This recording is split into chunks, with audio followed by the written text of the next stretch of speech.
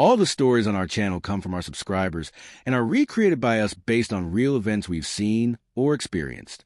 We post new stories every day for your entertainment, and we hope you enjoy every single one. Thank you. I can't even pinpoint the exact second something inside you breaks. It's not loud, not dramatic. It's a quiet snap, like glass cracking softly before you realize it's completely shattered. That's what it felt like the night Melissa looked at me, smirked, and said, "If you're so desperate for intimacy, maybe go find someone else." Then she laughed. Not a nervous or playful laugh, but a cruel, dry, dismissive one, like she truly didn't care. We've been married for 7 years. I met Melissa in Louisville, Kentucky. We both worked late shifts at a grocery store in our early 20s. She was sharp, confident, hilarious. I was quieter, laid back, focused on saving for college. She teased me about my beat-up old truck and my obsession with basketball. I called her my firecracker. She never let anyone walk over her. A year into dating, we moved to Cincinnati. I got my degree and became a high school gym teacher and basketball coach. Melissa became a certified dental assistant. We bought a modest 3-bedroom house, adopted a golden retriever named Rusty, and settled into a life that, from the outside, looked like a stable, loving marriage. But inside our home, things were crumbling. It didn't happen all at once. That's the dangerous part. One day she's tired, distracted, glued to her phone, no longer laughing at your jokes. Then she stops kissing you goodnight. Before you realize it, you're living with a stranger while you're the only one trying to hold things together. For months, I tried. Date nights. Tidying the house without prompting. Coffee in bed. Notes on the bathroom mirror. Compliments at every turn. Nothing mattered. She'd nod, say thanks, and go back to scrolling like I didn't exist. Conversations became grunts. Intimacy disappeared. She'd push my hand away at night. "Not now, I'm tired. Can we not?" I stopped trying. Every attempt felt like begging for crumbs, and I was losing myself. I thought maybe work was stressing her. I asked, "Don't make everything about you," she said. I suggested counseling. She rolled her eyes. "You're being dramatic. Long-term relationships are like this." No, that's what people say when they've already checked out, but want you to suffer silently. The final straw came on a random Thursday night. Nothing special. I came home from practice, sweaty and drained. She was on the couch watching a reality show, laughing at her phone. I leaned over, kissed her cheek. She wiped it off like it was a bug. I stood there, stunned, trying to collect myself. Then I sat beside her, calm. "Babe, what's going on?" "I feel like you don't want me near you anymore. We haven't been close in months." She didn't look up. "So go find someone else if you're that pressed." I blinked. "What?" She repeated it slowly, mocking. "Find someone else if you want intimacy so badly. Not my problem." Then back to her phone, that same cruel laugh that still echoes in my chest. Like I wasn't her husband. Like I was inconvenient. And that's when it hit me. This wasn't temporary. Not stress, not a phase. She didn't love me anymore. No, it's worse. She didn't respect me. And without respect, love is meaningless. I didn't respond. Didn't argue, yell, or beg. I just sat, breathed, stood, walked into the bedroom, and shut the door. She didn't follow. She didn't knock. She didn't care. I lay there, staring at the ceiling, reliving every memory. Nights planning our future, painting the kitchen and having a flower fight. The road trip to Asheville where she fell asleep on my shoulder listening to old country songs. Where did that woman go? Or was she never really there? The next morning, she left early for work. No note, no text, just the front door closing like a period at the end of a cold sentence. I sat at the kitchen table with a cup of black coffee, staring at nothing. Not sad. Done. In that quiet, funeral-like kitchen, I realized I'd been loyal to someone who wasn't loyal to me, fighting for a marriage that was already dead, waiting for her to change when she already had. She told me to find someone else. And for the first time in months, I felt free to take her advice. Not for revenge, but because I deserved better. I deserved to feel wanted, to feel seen, to be with someone who doesn't laugh at my pain. That night, fate handed me the perfect opportunity. But I'll leave that for the next part, because what happened that night changed everything. Ever have a moment where you feel numb, but your mind is razor sharp? That was me the night she told me to go find someone else. I didn't scream, drink, or spiral. I became still, cold, focused. I hadn't felt that clarity in months. And I knew then I was done begging for scraps from someone who laughed at me. Friday came. I went to work like normal. High school basketball practice, 4 to 6 o'clock. Stayed after cleaning the gym myself.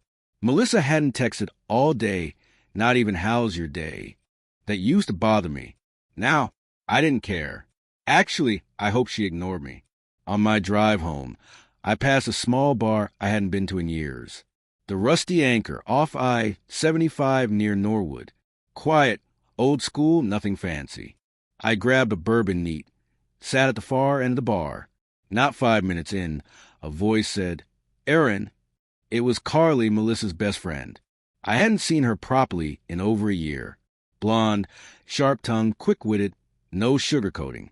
I liked her energy, even though Melissa thought she was too blunt. She sat beside me, ordered a beer. "Damn, it's been forever. You look different."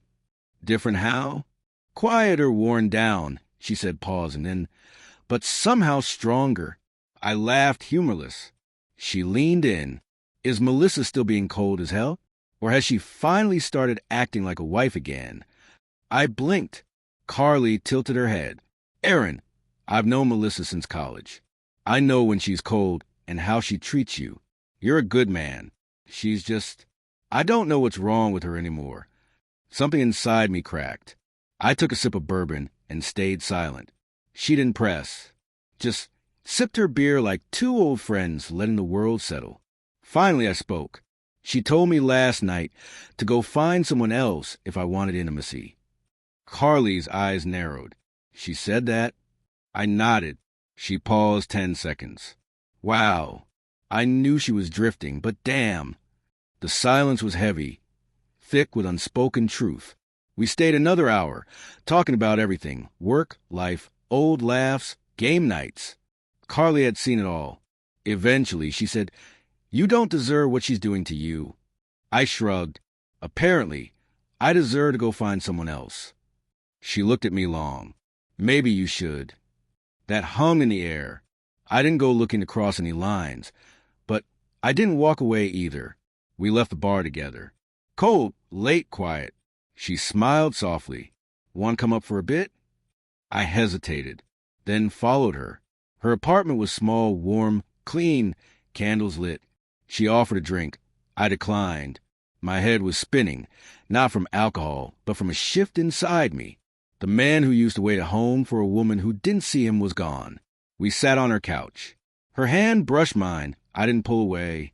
Then she said something unexpected. "Aaron, for what it's worth, you've always been the one she never deserved." I looked at her. For the first time in a long time, someone actually saw me. That night it happened. Not wild, not reckless, not revenge. Real, slow, emotional. Two people finding warmth in a cold world. Next morning, sunlight through the blinds, no guilt, no shame, just peace. I picked up my phone. Melissa hadn't texted, so I took a photo. Not graphic, not explicit, just me in bed, half covered, Carly's hair visible on the pillow, hands barely touching. No caption. 5 minutes later, sent. First a call, ignored. Then texts, calls, voicemails, angry, screaming, confused. She even drove to the apartment, pounding on Carly's door. We didn't answer. I wasn't playing games. I was reclaiming myself. She told me to find someone else. So I did. She hadn't expected it to be someone who actually knew her. Carly wasn't the villain. Neither was I. Melissa wrote this ending herself. Choosing cruelty over love, disrespect over honesty. The chaos that followed, hers to carry. And I, for the first time in years, I smiled again. After everything, the silence, rejection, cruelty, when she realized I wasn't chasing her, she lost control. 2 days after the photo, she exploded. Text calls, voicemails, guilt trips. Carly stayed calm. We were adults sharing a moment, nothing more. What mattered wasn't Carly. It was that I'd finally stepped off the leash Melissa held me on for years. That terrified her. She went from arrogant to desperate in 72 hours. Text, we need to talk. I'm not okay. Please. I left them unread. She showed up at my school. I walked past. She followed. Aaron, please don't do this. Can we just talk? I looked her in the eye. Good. Got in my truck, drove off. No yelling, no drama, just distance. She couldn't handle it. That weekend, a letter taped to my door. Memories, apologies, excuses. I didn't think you'd actually do it. I miss us. I want to fix this. You're still my husband. I love you. Come home. The same woman who laughed in my face when I asked for connection. I didn't respond. I was done speaking the language of men who beg. Weeks went by. She pushed, tried guilt, texted Carly, tried to destroy everything. Carly, no, you destroyed it. I just watched. Melissa spiraled. Friends said she wasn't eating. One even called me. Maybe you should hear her out. I said, where were you when I was spiraling for months? Silence. I wasn't playing the villain. I wasn't mad. That's what really got her. Not the photo, not Carly, but my coldness. Melissa was used to me reacting, begging, fixing. Now, I wasn't. I focused on myself. Gym, therapy, friends, coaching. Quiet, peaceful, no more tension. No more walking on eggshells. A month later, she came to my door. Hoodie jeans, no makeup. 5 minutes, she said. I let her speak. Not for her, for me. Mistakes, hurt, fear of losing me. Then, you slept with Carly just to hurt me. I looked her in the eye. No, I slept with Carly because you told me to go find someone else. I closed the door. That was the last time we spoke face to face. She tried again. Emails, birthday cards, voicemails. Sobbed she'd never find someone like me. Maybe not. I loved her. Gave everything until nothing was left. But love without respect means nothing. You can't fix someone who enjoys watching you crumble. You can't save someone who only loves you when you're gone. Today, I don't hate Melissa. Don't wish her harm. I just don't miss her. Don't want her back. Don't regret what I did. Sometimes you burn a bridge to light your own way. And when she sees me now, smiling, grounded, fully alive, she'll know exactly what she lost. But by then, I'll be too far gone.